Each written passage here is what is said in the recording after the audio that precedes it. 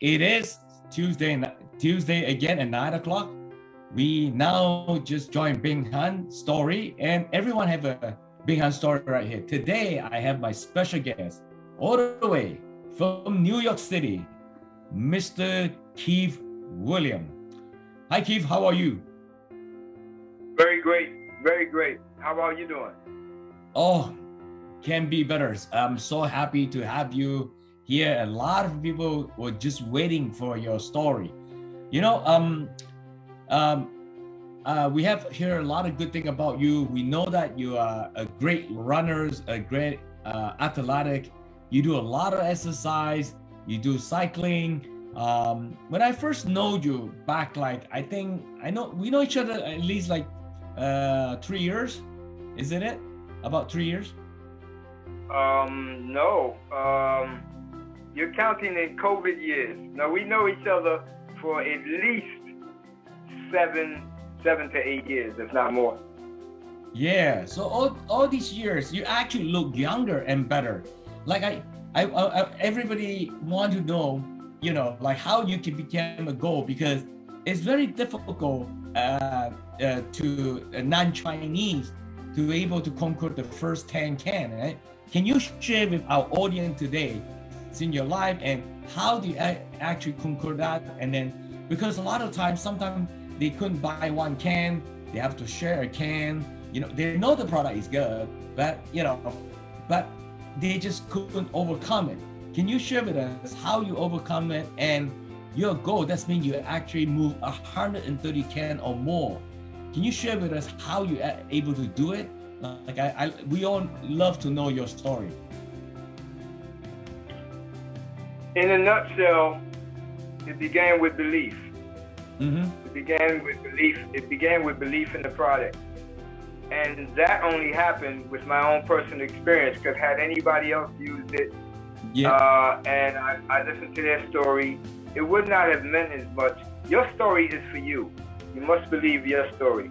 So it began with the belief. And it also was helped along because I saw what it did for my mom. So it began with the belief in the product for her, and then for me. And then I actually, to be honest, speaking publicly, I didn't think I would be able to maintain. Right. And that had to do with the financial situation I didn't think I'd be able to maintain. But so it began with the belief. And then after the belief, it began with me noticing how great it was working with me. And because I am the kind of person that when I find something that's good for me, I want to share it. So, and that's what I did. I just continuously, I go talk to this person, and they might say yes, no, maybe later. And then I talk to this person. And also, I think because I matured a little bit in this industry, I don't get as aggressive as I used to when I first got into network marketing, because people get turned off when you're too aggressive. So it was like belief first, and then perseverance second. And then after that, just things took on a life of its own. Can I ask you a question?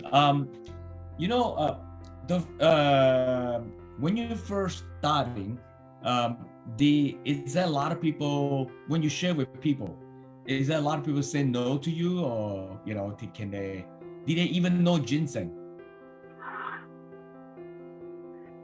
Well, yes, and for anyone who has fear of no, you need to work on that. Because my understanding, I listen to a lot of personal development things for entrepreneurs. My understanding is, depending on where you live or who you are, people are going to say no as a reflex. It's like a reflex. When you come to them with something, especially something they never know about, right? And so people say no sometimes. People have more of a tendency to reject things, depending on who they are, before they embrace things. And if I can go off script a little bit, I once heard that the word no becomes one of the most powerful words for babies, for infants. When infants first learn how to say no, That is their Okay, I power. love that. Everything, Oh my God. No, everything. So I think it stems from that human beings, depending on how they're raised, have a reflex to know and rejection.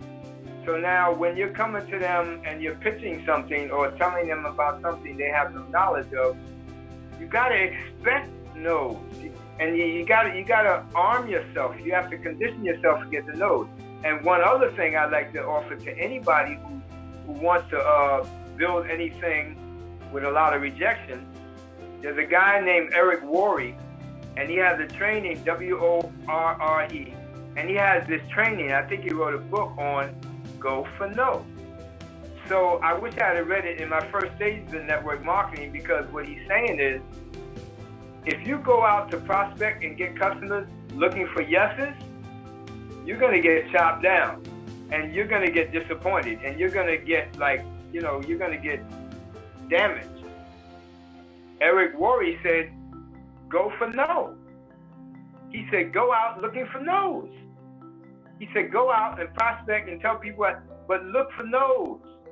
Just because the no's, you keep going with enough no's, you're going to get a yes. But if you go out never give up, never give up.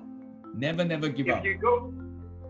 If you go out looking for yeses, you might get a little chopped down. So he has this program called Go for No. So I kind of switched that. I kind of go out not caring how they respond. I believe in what I'm doing. That's cool.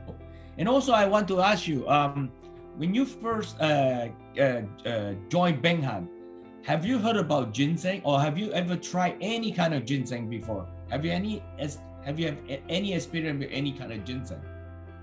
Yes, I did. As a matter of fact, the way I got introduced was that a gentleman was telling me I need to come live with the president.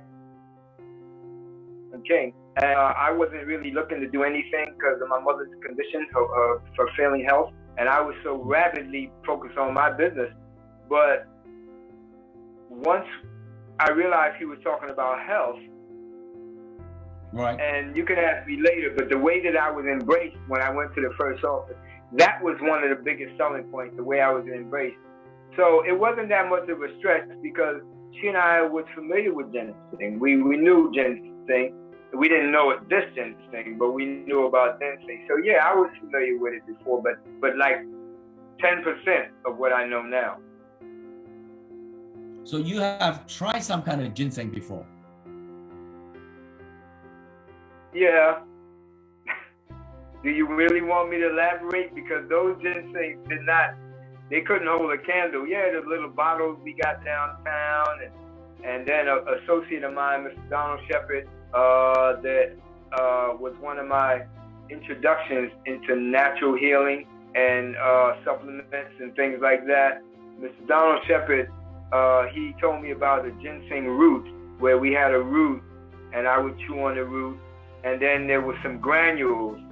But honestly, I was young then, and if it had any effect, I don't know. But to be honest, what we did it for in the youth was to help your libido, because that's one of the most common things people know about ginseng. Yeah. They know energy and they know the libido, and that's all we knew in those things. So why this Benghan ginseng is different than the one that you have tried when you was younger? What was it different?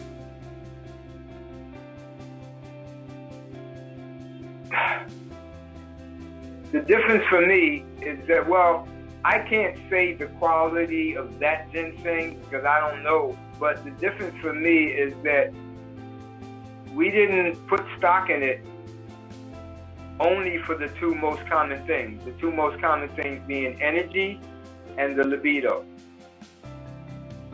So that's all I knew. That's all I knew ginseng was for. But what I've noticed now is that ginseng, with our knowledge of it for like 5,000 years or better, that, and let me just get this off the table for anyone listening for the first time. Don't think that this ginseng is a medicine. That it's location and condition specific, like most pharmaceutical drugs. Right. This is food. And that's one of the most difficult things for the non-Asian market to get. This is food. And by it being food and being not a superfood, a superior food, what it does is it gives your body the nutrients for your body to heal itself. Your body will heal itself. This is given like if you had a Maserati, you're going to give it premium gas. But we don't pay that much attention to our bodies. So this is a superior food that gives your body the nutrients for your body to heal itself in its infinite wisdom. So my understanding is, now that I'm aware of those things, that this is a unique, super powerful food that I'm going to put myself on the line, and anybody can challenge me on Facebook or wherever. This, to me, is arguably one of, if not the single best things a living thing can put in your body after air and water. Now, if there's another one that's superior, then show me. As a matter of fact, Director Lou, I must mention this. I drink my ginseng every day. And 3 of those days of the week, I pour the sediment into my plant. Right. 3 of those days of the week, I pour the little bit that's left over, and I put water, I put it in my plant. I wish I could show you my plant. I know nothing about growing plants, but my plants are so vital, they're strong, they don't know what I'm putting in it. So I would like to think this is one of the single best things any life form could put in their body after air and water. Oh yeah, if you're very skeptic, so you put into your plant and you can see they bloom, like they grow so happily, the colors. Yes. Can you imagine? That's crazy. Now, tell me more about yourself, because I know that you do a lot of run, you do a lot of bicycling. How many days that you run in a week?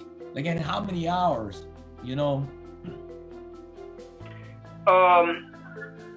That sometimes is dependent on whether there's something coming up that I want to do, a particular race. And I am a marathoner, and I'm proud to say I am a marathoner. I believe I may have 10 or 11. I should count, but I should have 10 or 11, and all but one is in New York City. Mm-hmm. So if I'm coming close to one, I do my best to regiment myself and discipline myself. So basically that would be 3 days of running per week. Tuesday, Thursday, and Sunday is absolutely essential. And on a Tuesday, I may be recovering from a distance on Sunday. So on a Tuesday, I may do 3 to 4, depending on whether I'm training. 3 to 4, that's a recovery from what I did Sunday. On Thursday, I try to throw in a speed, but that's only if I'm got a race coming up. And on Sunday, it's absolutely mandatory to do distance. Now, honestly speaking, and I believe in being real, at least with myself, not others. And others. Honestly speaking, I'm just starting back up. So my Sunday run last Sunday was 5 miles. It was my first 5 in a while. So if you're thinking about time, if I do 3, under a half an hour, if I do 3, and then if I do 4 or 5, that's just over a half an hour. But then if I do 5, that will invariably be about an hour when I'm just starting up training. So that's 3 days a week, and then I ride for transportation and I ride for training sometimes. But in addition to that, I have a daily routine where I exercise every single morning, a little bit of calisthenics, a little bit of yoga, a little bit of this and that, stretching. And that usually takes about 45 minutes to an hour. But that's like brushing my teeth. That's like daily. So your regular routine will be at least 3 times a week running. Sunday will be longer for you. But I mean, can I ask you, how are you right now? How old am I? Yes. Sure, you can ask me. Matter of fact, I've been waiting for you to ask me because I'm proud of it. I make 68 in August. Wow, you're 68 years old. You look younger than ever before when, I first met you. A lot more energy, a lot younger. If the ginseng helped you at all, is it important for you? Is it more like a pre-sport or more like an after sport for you? The Beng Han. No question. And thank you for saying that, because the Saturday last month that I saw people that I hadn't seen down at Bowery Street for a long time, there's about 3 people that told me I look younger than they remembered me last time. And in all honesty, that is very flattering and it's very appreciative. But the same people that told me that, they look younger than I remember them last time. And as you know, as most people that know ginseng knows, one of the qualities of ginseng, okay, so it's energy, it's a libido, but also anti-aging is a very well-known thing. And what that means is I'm gonna be 68, but I'm not aging like a lot of people who are 68. That's great, because who doesn't want to have the energy? Who doesn't want to have the libido? Who doesn't want to look young, right? Everybody wants it. And I also want to ask you, how to become a distributor? What qualification that you need to become a partner of yours? You know, on the last statement you made before, they say, when you can have the wisdom of your age, yeah, but the vitality of your youth, there's no better combination. No better combination. So what does it take? What did you ask me again? What does it take? What did it take for me? How can somebody be a partner? How can somebody join the Beng Han business?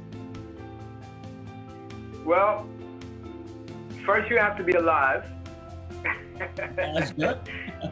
Okay, and I like to throw humor in, because I believe that you're supposed to be enjoying your life at every step of the road.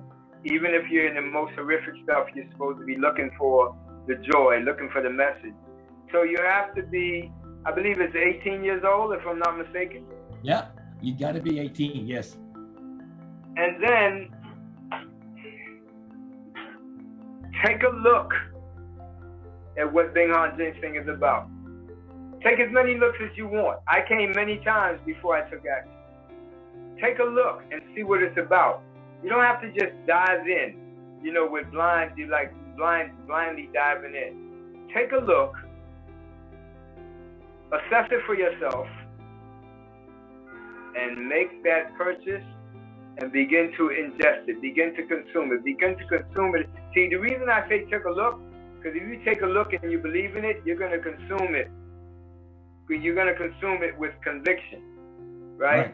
And then as you consume it with conviction and you begin to notice the benefits, there's going to be no holding you back as far as you sharing this with people. So take a look, as many as you need. Thursdays we have presentations at 9 o'clock. There's other ways for you to examine it. And just go ahead and go for it. Just go for it. Life is short, man. They say you only live once, but you only die once. You live every day. So just go for it. Nice. So how do you accomplish your brown and move forward to silver?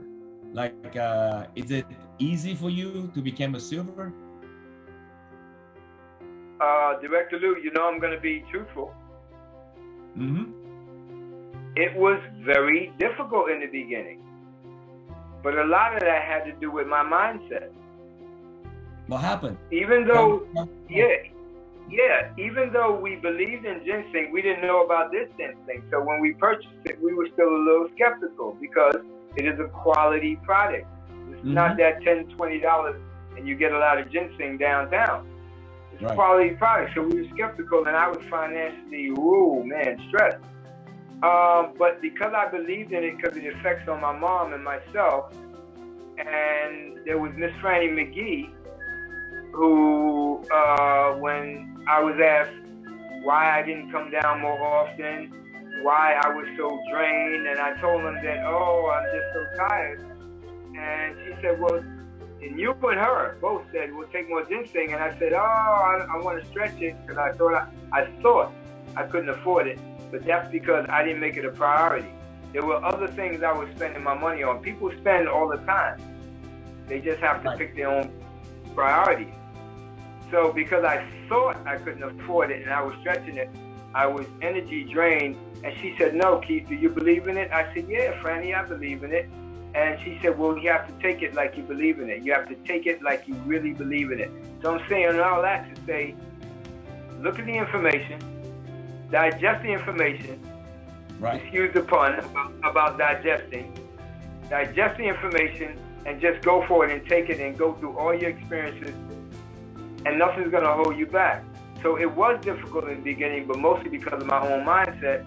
And then it was challenging because of other people's resistance, because people are naturally defiant. No. Naturally, oh no. Especially when you're coming to them. So it was challenging. It was very challenging. But I took it. I believed in it. I kept going. I kept going at this person. I go back to this person, back to this person, back to this person. If I believed in it, if I believe in it, if I believe in it, it doesn't matter what other people say. It doesn't matter what other people say. If you believe in it, then you make it work. And eventually, boom, next thing I know, yeah, I did hit the gold level. And I got a lot of support from the whole team, from all of you. And you can do what you want to do if you really believe in it. Just persevere. If there's anyone that you want to thank at this point during your career to go, for all the support that they have for you and love. I want to thank the women. Can I tell that story about when I first came down to the office? Is there time? Yeah, yes. Go ahead, please. I'd be hard pressed to say that it was the product, because when I first got attached, I had not taken the product. And I would be hard pressed to say that it was the business opportunity, because I wasn't thinking about that. I was thinking about helping my mother. And I came down to 132 Bowery Street. None of them knew me from anybody. And someone found out why I was there. And I had my tablet with me. And they grabbed me by the hand and they took me around. And I was able to video 3 elderly women. And my mother was elderly. She was 89. 3 elderly women shared their story. They shared with me their Bing Han story. I will never forget them. 3 elderly women shared their Bing Han story. And I'm picturing their faces in my mind right now. I know exactly who they are if I don't know their names. 3 elderly women allowed me to record their story. So then when I went back and showed it to my mom, she wasn't listening to her knucklehead, rambunctious, reckless son talk about something to help her health. She was seeing 3 elderly strangers telling them their story. And that was one of the most powerful things that happened to me. It was the Bing Han lifestyle, where we embrace health and we celebrate life. That's the motto. When you embrace your health, you want to embrace everybody and help everybody. That was powerful. And I actually forgot your question, but forgive me, but that was one of the most powerful things that set me off on this mission. My question to you, actually it's not a question. I just say, did you have anyone that you want to thank you for your career to be gold, that helped you, give you the love and give you the support during the journey to be gold? Good. So that kind of answered your question, because the first people I have to thank is the woman who grabbed me by my hand and the 3 women that gave me their testimonies, because that was the first thing. And 2 names escaped me. One of the names escaped me. But as far as people helping me on my mission in my business, I believe the first, I'm pretty sure the first person was Mr. Donald Shepard, because it was he that made a purchase that he wasn't prepared to purchase, but to help me to get to bronze. So Mr. Donald Shepard purchased 2 cans to get me to bronze, and I've since returned the favor to him. And then I definitely believe that one of my biggest, for lack of another word, one of my biggest go-getters was Miss Imani Karin. Miss Imani Karin, you know Imani, you remember? Yeah. Imani Karin definitely came in with guns blazing. What I mean by that, when I use these terms, these are kind of street terms. Guns blazing means she came in, rolled up her sleeve. She made a lot of purchases out of her own pocket. She introduced some people also, so she developed a downline. And she actually was one of the people that went with me when we went to Taiwan, but we'll get into that later. So Imani Karin gave me a lot of affirmation and a lot of support. That is important when you needed it, right? When you needed the most, that's the most important thing. Absolutely. In the beginning, when you're struggling, can I do this? I don't know. Is it gonna work? And then you're like trying, and nothing seems to be happening. All of a sudden, you get boom. And then the next that I think in line, as far as in order, is Mr. Tony Rogers and his wife, Miss Laura Abatato Rogers, because Mr. William Anthony Rogers, when I got his, I mean, Imani was a little different because she was my upline in another business and she was a friend. But when I got his attention, because they're known for holistic practices and things like that in Harlem, when I got his attention and he came on board, oh, that was affirmation like nothing else, because he's like up here as far as my knowledge of nutritional health. When he came on board, that was huge. Yeah. So Donald Shepard, Imani Karin, Mr. William Anthony Rogers and his wife, Key Energy, of the Key Energy Center in Harlem, and then behind them came Mr. Jerry Francois, who I like to call my golden child. You know, you call him Tom and Jerry, right, Director Lou? I think you know Tom and Jerry, right? Yeah, Tom and Jerry, yes. So he came in very early, and he said he had a reputation from very young for knowing about nutritional healing and health and things like that. And people knew him to be that guy that knew about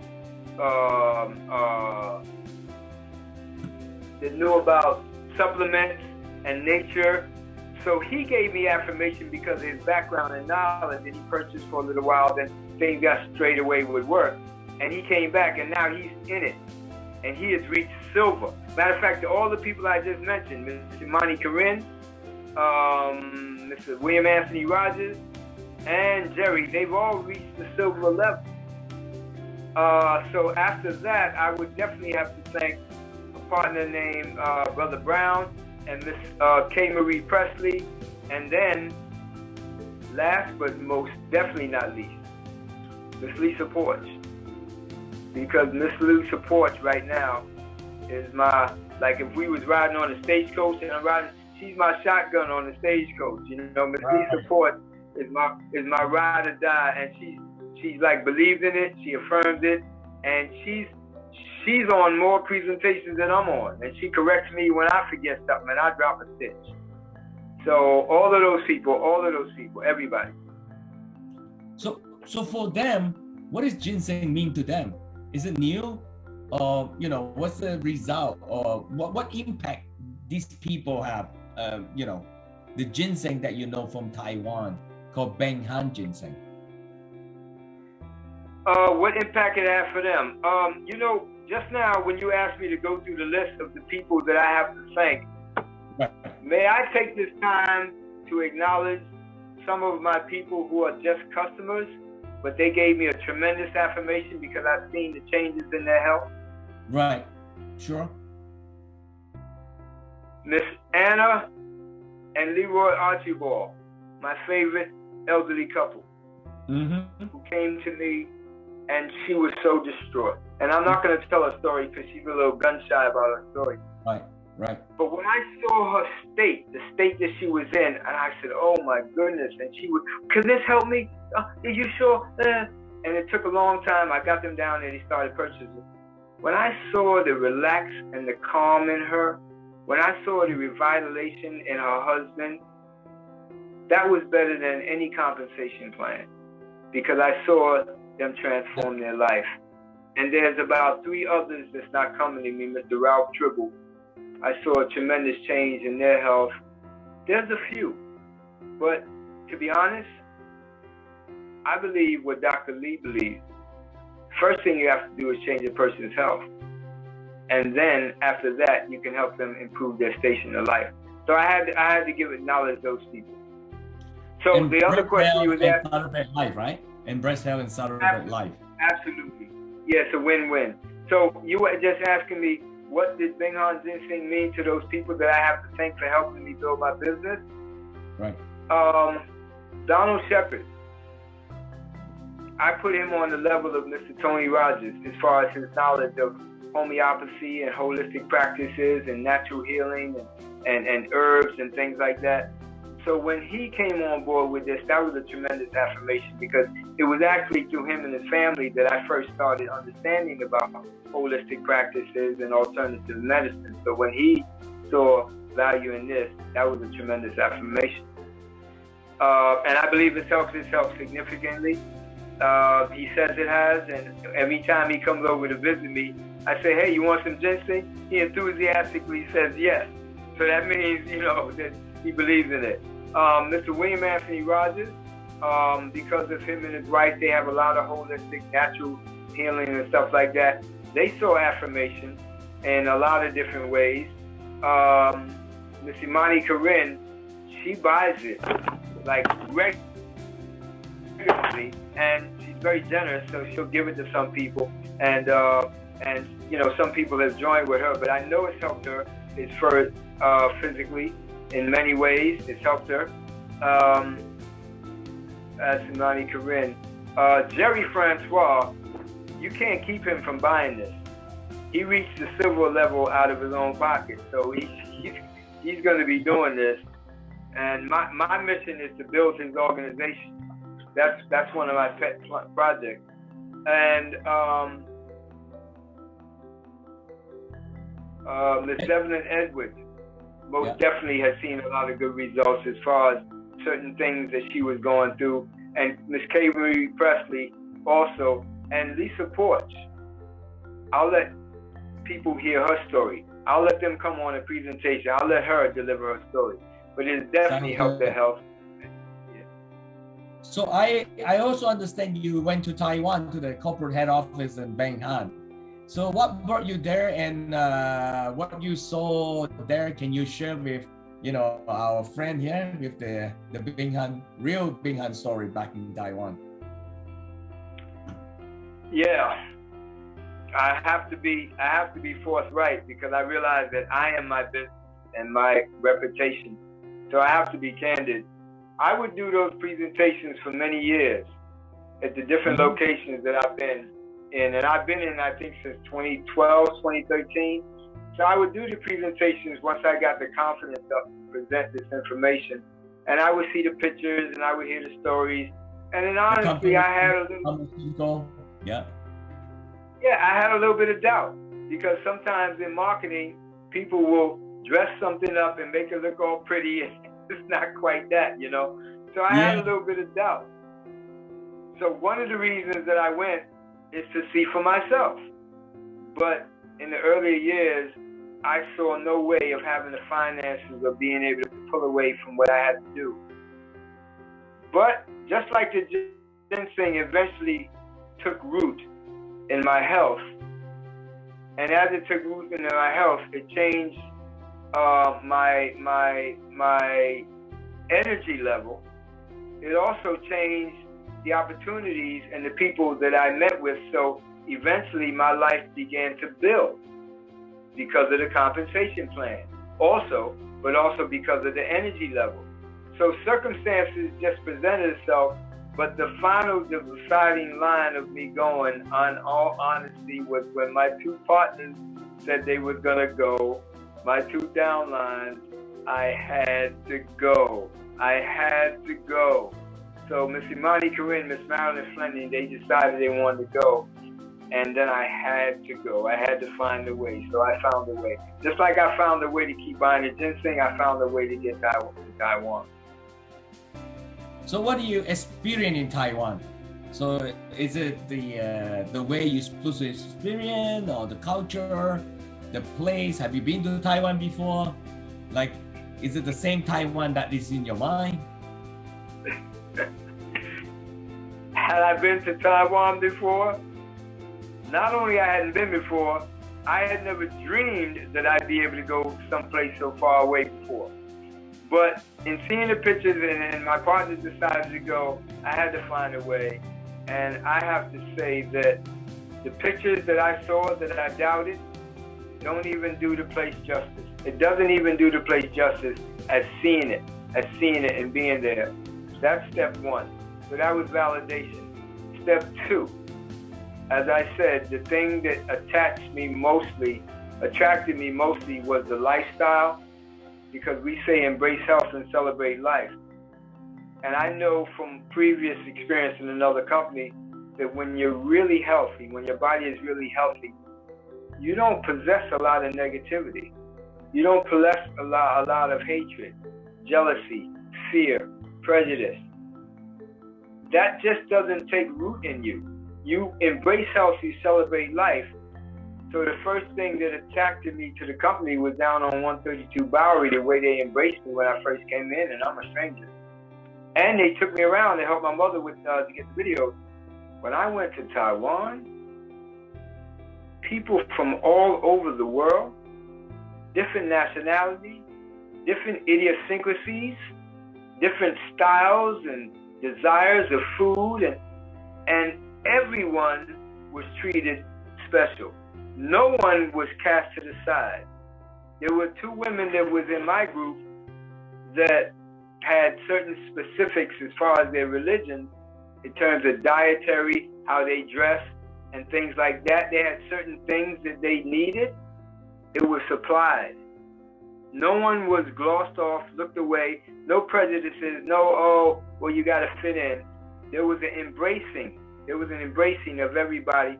I remember one of my partners, I hope she's not on, she may get embarrassed, but I'm not going to mention any names.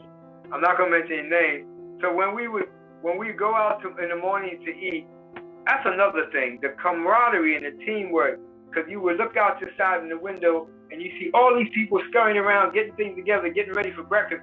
All of these people, there were no clashes, there were no egos, no nothing.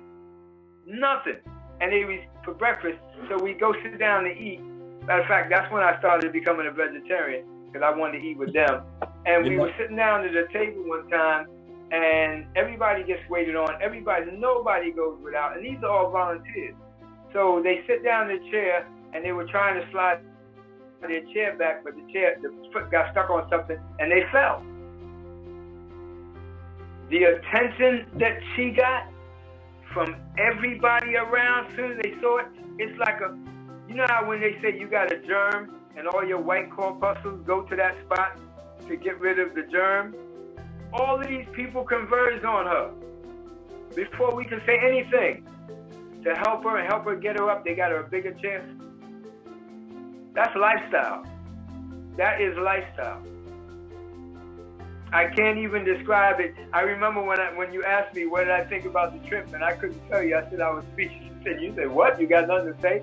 I couldn't even put it into words because I was digesting. And then you look outside, you go upstairs, and you do something else, and you look out, and you see all the people just tore down the breakfast thing, getting ready for the lunch thing.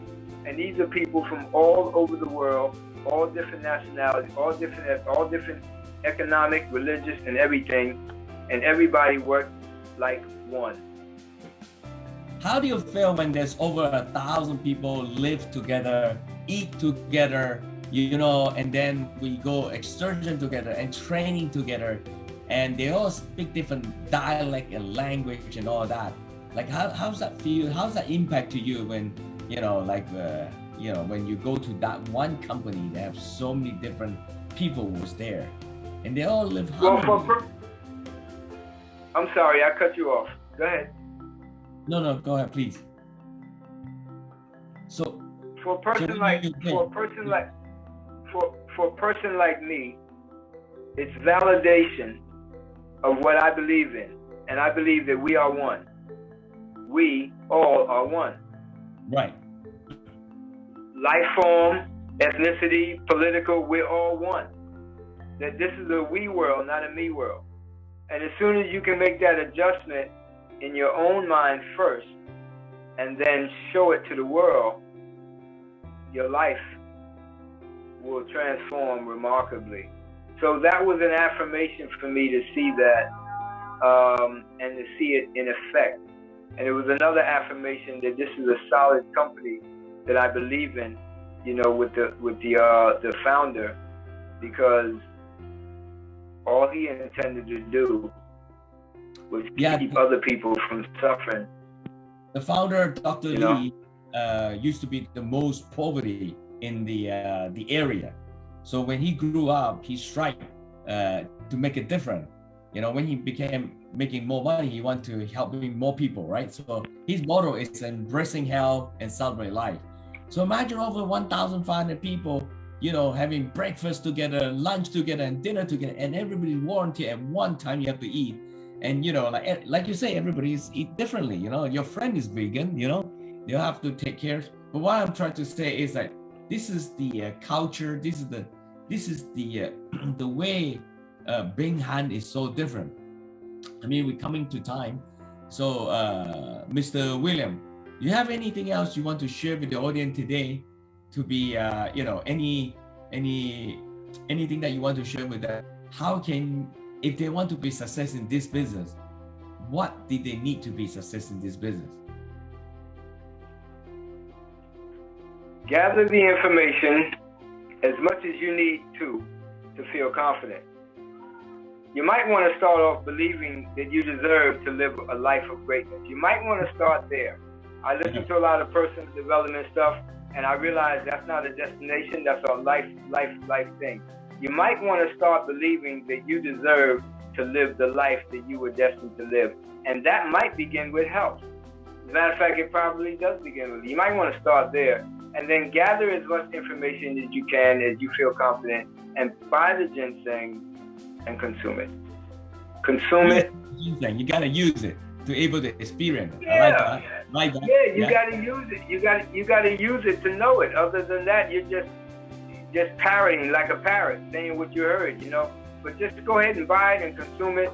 And then if you consume it with a passion, like Miss Franny McGee finally got me through it, you'll begin to feel so good that you can't help try to share with people. And you help share people, you help their life, and then the company has a very generous compensation plan that can support you, because we don't have any big distributors.